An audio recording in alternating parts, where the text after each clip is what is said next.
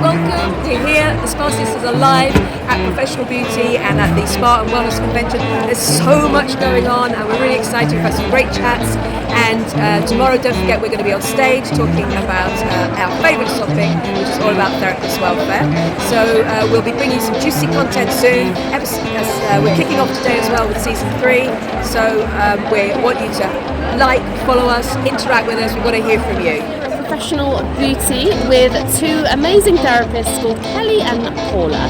Kelly and Paula, can you share with me today why you're here, what your business is all about, and what you love most about our industry?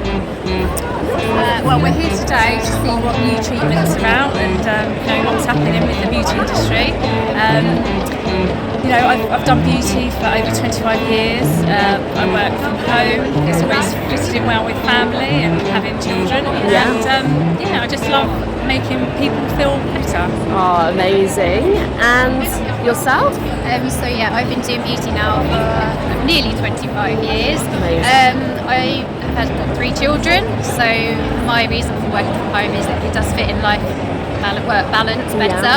I also wanted to be able to offer treatments that you can get on the high street in salons, but make them more affordable so that everybody can have them, not just the rich, the famous. It's not exclusive. And just to make people feel good about themselves as well, so without having to spend lots and lots of money. And as independent therapists, do you feel like you get support in the industry? Are there governing bodies or membership programs that you're part of? Social media is a massive support. There's always lots of groups on Facebook and Instagram, and obviously a podcast as well. There's lots of information out there, and it's an industry where you're constantly learning, and there is support if you need it. And do both of you know each other? Are you kind of supportive of each other's businesses, or would you say you're competitors? Are you friends? I know we're friends, and we used to work together. Okay, whereabouts did you work? Beauty Within in Tunbridge. Okay, is that salon? Yeah. Have you ever worked in the spa? I work part-time from home, and then I work in a spa. You also work in the spa? Yeah. Great. What's the name of the spa? Mill Grange. Okay. Which is in Waterhurst. And why do you feel that you do a bit of both? Because I do actually like to go to work, go out the door, and for me it's just, you're going to get that money at the end of the day. It's almost like that safety net. So the spa is the safety net, would you say? And working from home was always it started off as a little bit of, not a hobby, but just something that I really enjoy doing, and it's just grown bigger. So I'm at that point where I could, if I want to do, just work from home, but I do actually like working with people. It's kind of that social aspect as well, because it can be quite a lonely job, can't it, when you're doing your treatments back to back with your clients, and you're not having. But then your clients become friends. So it's like a catch up and a chat, and sometimes it's not even really like work, is it? No. Amazing. Oh, thank you so much for taking the time to chat to me today. Just remind me of your business name if anyone wants to follow you. Paula Pembry Beauty. And are you on Instagram, or have you got a website? I've got Instagram, Yeah, so Paula Pembry Beauty, and you? And I'm Kelly at Base Beauty on Facebook and Instagram. Amazing, thank you. All right.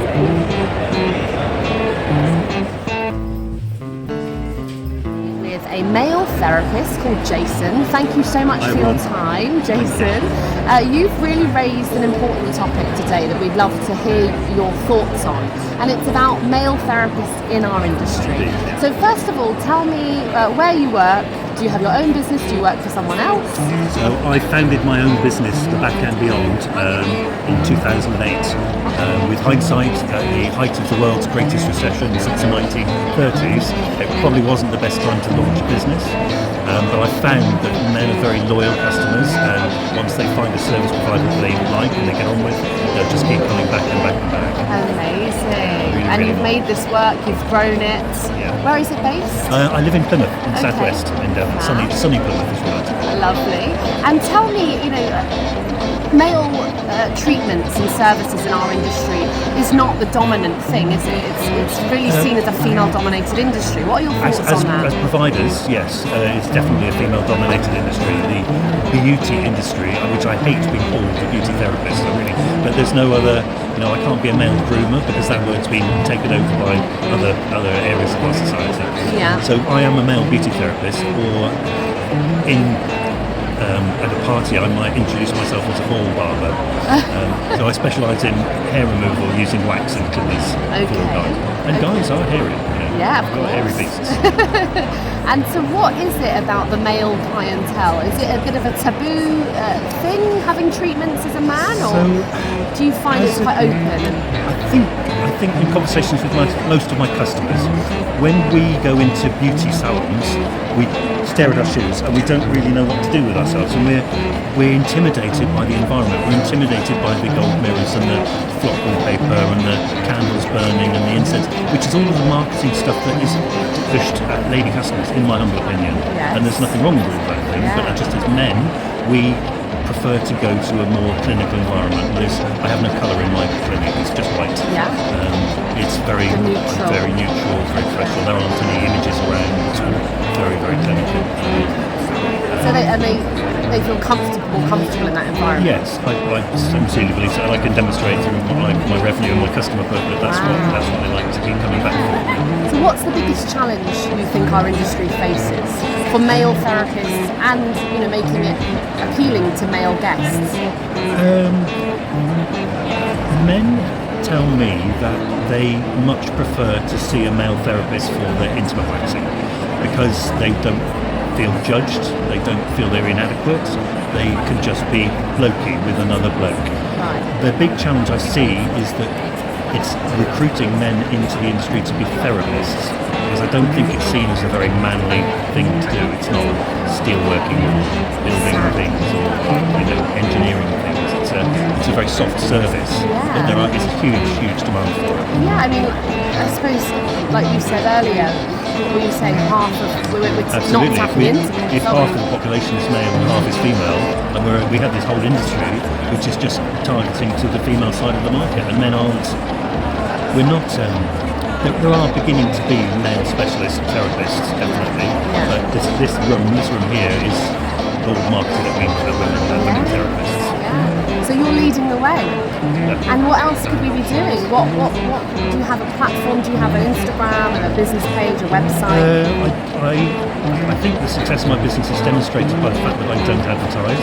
Right. I have a very elderly website which is in need of updating, but I don't do it. I don't Instagram, I don't Facebook, I don't do any social media at all, and yet I still have a successful business. I'm organically top of the search results for many really common terms on Google, and my customers have given me amazing reviews, which of course all helps to build that brand locally. Well, I'd like to sort of hear from you more in our industry as a voice for men in the industry. So let's kind of keep that conversation going. And thank you so much for giving us your time today. It's lovely to meet you. It really is lovely. Take care. Hello and welcome back to the Spa Sisters podcast. Today we have the wonderful Lesley from BABTAC with us. Thank you so much for your time, Lesley. My pleasure. We are at Professional Beauty 2023. There's lots of buzz in the air. BABTAC are a key player in therapist network and support, and we just want to hear from you about what this year holds for BABTAC. You've got a new initiative out. If you could explain that to us, we'd love to hear. Okay, yes. I think for us it's just very important to get the message across about qualifications, standards, etc. And our time campaign that you just talked about there that we've just launched in Parliament a few weeks ago is very much about empowering the consumer to be able to ask the therapist about their qualifications. We're in a kind of arena just now that people are not qualified, they're doing short courses, etc. So it's just about us kind of championing therapists, fit for purpose qualifications, regulated qualifications, and really that was the purpose of our time campaign. We're just trying to raise awareness of correct qualifications. Yeah, and making sure the consumer and the guest feel safe in the hands of these therapists. Yeah, I think, I've been a therapist for over 30 years and when I used to work with my clients, I would say to them, you've never asked me if I'm qualified or not. People just take it for granted. We've done different surveys and over 50% of people don't know that we're not regulated, and probably most of the others didn't realise.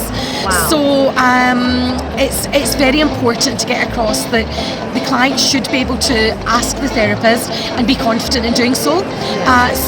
That's really the main purpose of it. And that's gone up to sort of government level.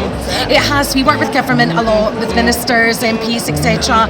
We sit in a lot of committees for licensing and regulation, etc. as well. So at BABTAC, we're one of the oldest membership organisations, 46 years this year. Wow. And we were set up by therapists for therapists. We're non-for-profit. We run with a board of directors, and for us, standards, quality, legacy, all of this is all our main ethos. What are your thoughts on therapists' well-being, therapists' self-care? Where do you see that going? We've got to up the forward? ante with it, because therapists, our bodies, our hands, our minds, that's our career, that's our job. We need to be looking after ourselves, and I think gone are the days when people are in and working flat out all day every day at the detriment of their own mental health, etc. So I think as employers we just need to ensure the well-being of our therapists. I think that's very important. Oh, thank you so much, Lesley. Do you have any questions for Lesley? One last question for you, Lesley. If you could give a piece of advice to a therapist that is thinking about her career, is reflecting on it, what would that be right now? Go for regulated qualifications. For me, it's got to be the holy grail of any advice that I give. There's so much training out there, and one of my favourite things, and the girls from marketing will love this, that I always say, all that glitters is not gold. So certificates and training courses can look all singing and all dancing and all really good, but make sure it's a regulated qualification. It will always be valid and it will never ever run out. Thank you so And much. do you have an Instagram handle that you can share with us? For today? BABTAC, yes, and also Lesley Blair is my own one, but BABTAC is probably a good one for you to follow as well. Fantastic. Thank you so for your much. time. Thank you. Thank you. Thank you.